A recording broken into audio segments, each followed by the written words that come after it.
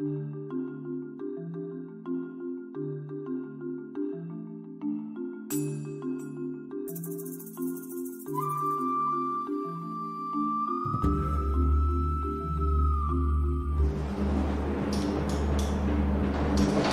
a essayé de faire entrer la boîte dans la boîte. Alors là, ça a été très très compliqué parce qu'on s'est rendu compte que la boîte ne rentrait pas et qu'il fallait réduire à l'époque la grotte de 0,89 pour arriver à la faire rentrer, ce qui n'était pas possible, évidemment, puisque ça l'a déformé complètement.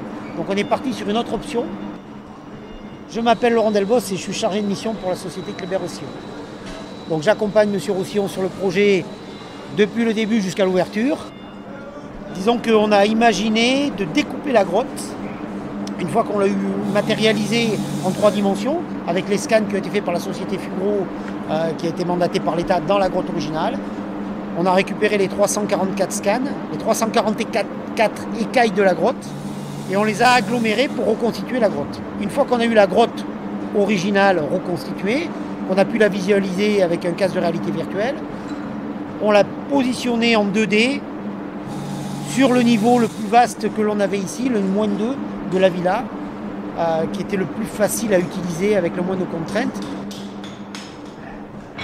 Vous imaginez une maison, qui est la grotte originale, avec plusieurs pièces, et nous on a déplacé les pièces en fait. C'est-à-dire qu'on les a tournées dans un certain sens pour qu'on puisse voir toutes les pièces, mais pour que ça rentre toujours dans la superficie de la maison. Donc on a coupé certains couloirs et ça.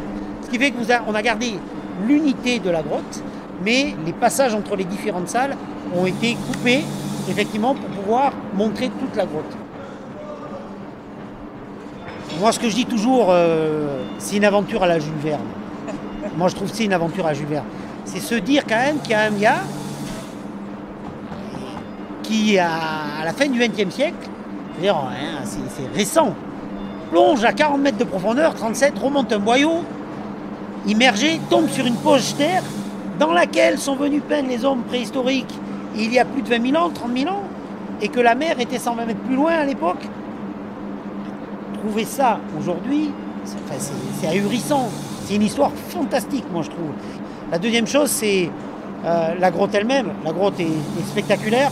Alors effectivement, il y a le côté magique avec l'eau dedans qui lui donne un côté féerique, mais en termes de géologie, comme le dit Henri Cosquer, c'est un jardin géologique. C'est vrai qu'elle est étonnante. On sent bien une succession d'époques, ça c'est sûr. On sent bien du passage régulier des paléolithiques.